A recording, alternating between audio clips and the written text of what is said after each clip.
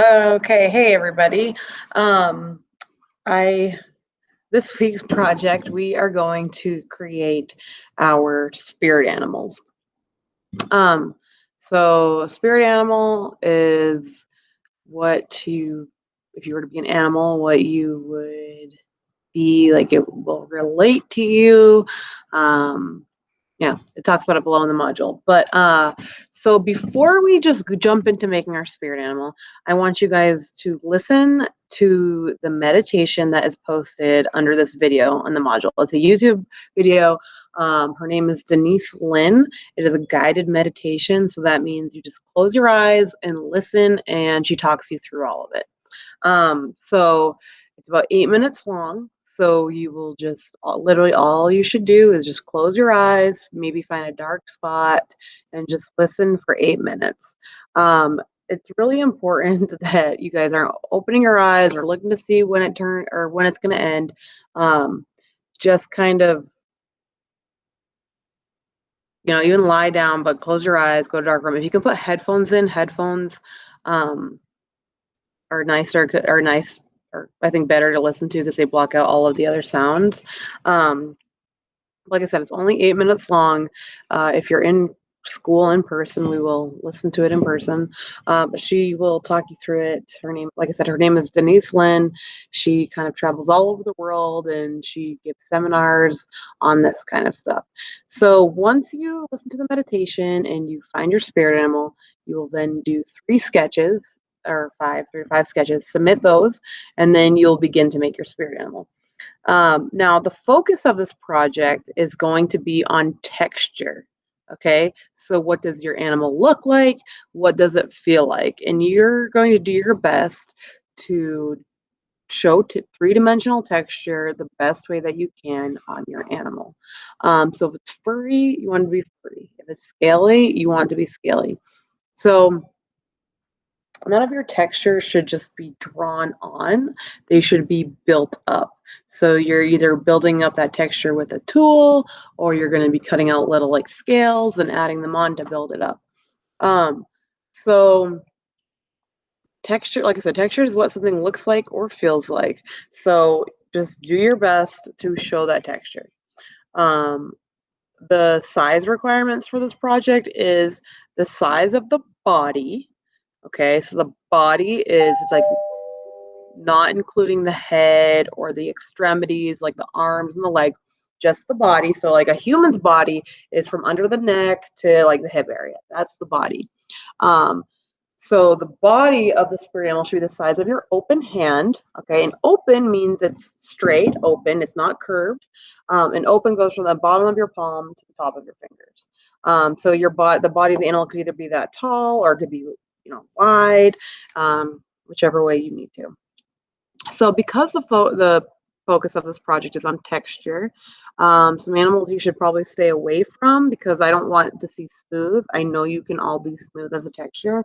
So like whales or sharks. What else? How come that's all I can think of right now? Stingrays, things like that. So things with like a smooth texture. I know there's some other ones that kids always ask to do. Can't think right now. But yeah, so what you should do is like you should pull up a picture of your animal so you can make sure that you're matching the texture of that animal.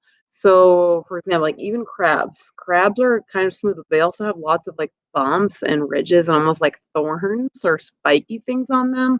Um, elephants are wrinkly. So you want to look at a picture and you want to make sure you're recreating that texture.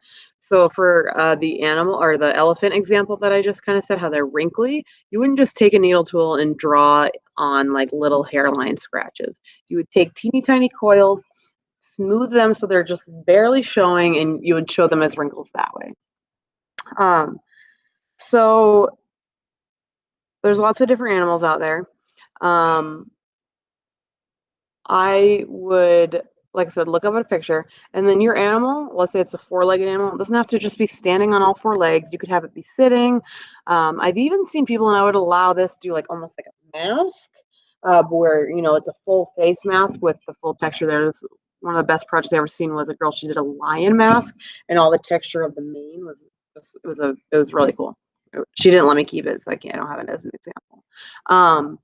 So you're going to use whichever hand building or combination of hand building methods that you need. So pinching, coils, slabs, combination of all three or two of those. So there's examples in the book. I'm going to show you 3.5 examples right now. But really it just kind of depends, or 4.5. It just depends on what your what kind of animal you're making will kind of determine how you're going to make it. So there's not necessarily like a right or a wrong way, just whatever matches best in your head.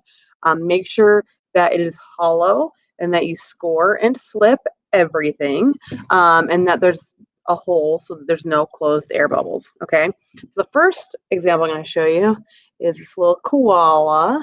Cute, right? Big hole, hollow. The hole goes all the way up, connects to the head. And koalas are furry. Great job with the eyes too. They did those eyelids. So to build up fur texture, different ways to do it, but one of the ways that I always like to talk about is you take a needle tool and you'll just kind of do little strokes going every which way. Now, I did say that you should not be drawing on your texture with the needle tool, but this isn't drawing it on, this is building it up. So if you kind of just take your needle, go all the different directions, you can kind of see the strokes. It gives the appearance of hair or fur.